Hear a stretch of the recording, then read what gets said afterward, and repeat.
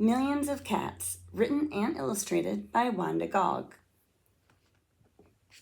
Millions of Cats. Once upon a time, there was a very old man and a very old woman. They lived in a nice, clean house which had flowers all around it, except where the door was. But they couldn't be happy because they were so very lonely.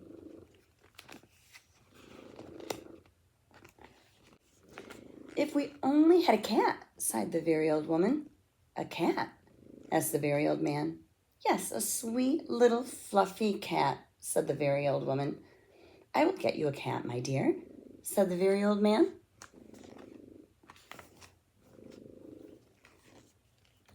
And he set out over the hills to look for one.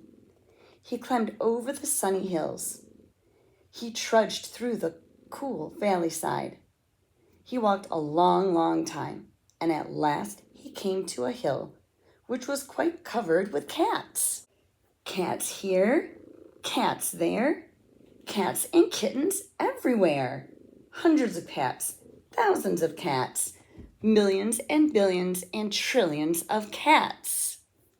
"Oh," cried the old man joyfully, "now I can choose the prettiest cat and take it home with me." So he chose one. It was white. But just as he was about to leave, he saw another one, all black and white, and it seemed just as pretty as the first. So he took this one also.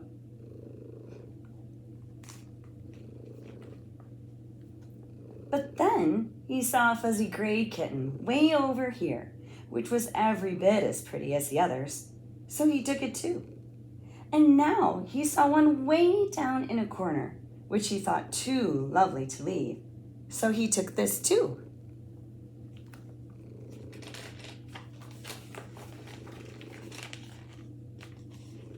And just then, over here, the very old man found a kitten, which was black and very beautiful. "It would be a shame to leave that one," said the very old man. So he took it.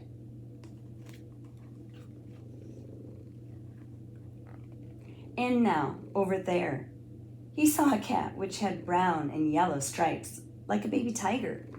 "I simply must take it," cried the very old man. And he did. So it happened that every time the very old man looked up, he saw another cat which was so pretty he could not bear to leave it. And before he knew it, he had chosen them all. And so he went back over the sunny hills and down through the cool valleys to show all his pretty kittens to the very old woman. It was very funny to see those hundreds and thousands and millions and billions and trillions of cats following him. They came to a pond. "Mew, mew. We are thirsty," cried the hundreds of cats, thousands of cats, millions and billions and trillions of cats. "Well, here is a great deal of water," said the very old man. Each cat took a sip of water, and the pond was gone. "Mew, mew. Now we are hungry," said the hundreds of cats, thousands of cats, millions and billions and trillions of cats.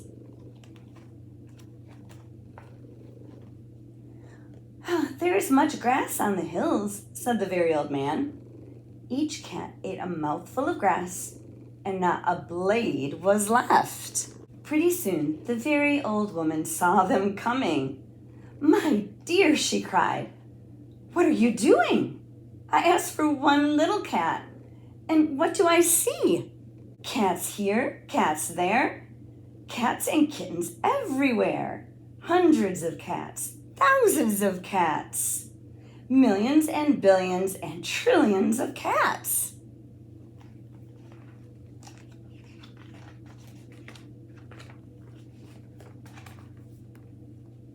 "But we can never feed them all," said the very old woman. "They will eat us out of house and home." "I never thought of that," said the very old man. "What shall we do?" The very old woman thought for a while, and then she said, "I know. We will let the cats decide which one we should keep." "Oh, yes, said the very old man, and he called to the cats. "Which one of you is the prettiest?"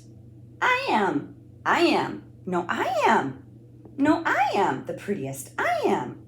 No, I am. I am. I am," cried hundreds and thousands and millions and billions and trillions of voices, for each cat thought itself the prettiest. And they began to quarrel. That's one big cat fight.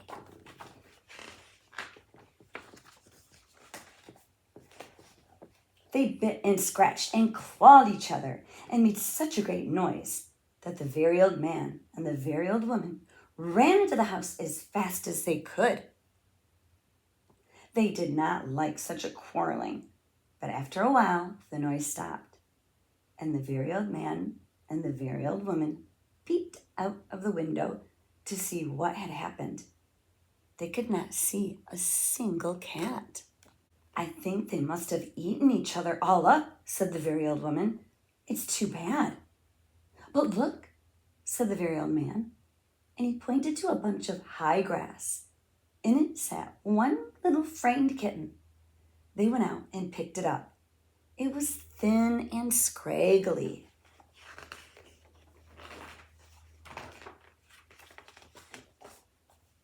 "Poor little kitty," said the very old woman. "Dear little kitty," said the very old man, "how does it happen that you were not eaten up with all those hundreds and thousands and millions and billions and trillions of cats?" "Oh, I'm just a very homely little cat," said the kitten. "So when you asked who was the prettiest, I didn't say anything. So nobody bothered about me." They took the kitten into the house, where the very old woman gave it a warm bath and brushed its fur until it was soft and shiny. Every day, they gave it plenty of milk, and soon it grew nice and plump. "And it is a very pretty cat after all," said the very old woman. "It is the most beautiful cat in the whole world," said the very old man. "I ought to know, for I've seen hundreds of cats, thousands of cats, millions and billions and trillions of cats, and not one was as pretty as this one." The end.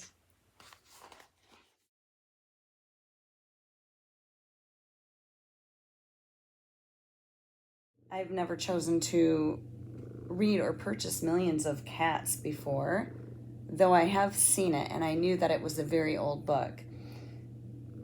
The illustrations and the cover did not appeal to me initially. That's why I never picked it up. I'm a collector of cat books, especially antique and vintage cat books, and I chose to read this cat book because I need to get permission to read books online, and this one I don't need permission because it is in the public domain. The story is actually quite charming, and as you look at the images, though they are all black and white, they are quite sweet as well. You can see that Wanda has drawn quite a few cats in her images.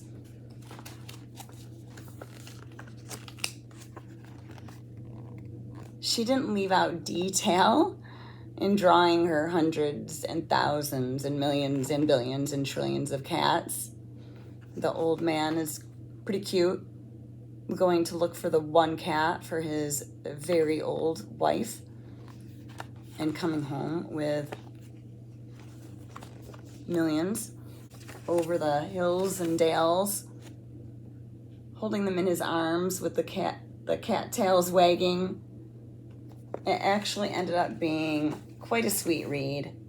I think the best part has to be the huge cat fight at the end, where they all think they're the most beautiful cat of all. And then the sweet little cat that they find, he thought it was not worthy of fighting for itself because it wasn't anything to look at. Ended up being the one who won the hearts of the very old man and the very old woman. And actually, this tale is a little bit similar to our very own Maverick McCarthy. And maybe one day I will tell his tale. And he ended up being the most beautiful cat as well. Definitely a book worth checking out.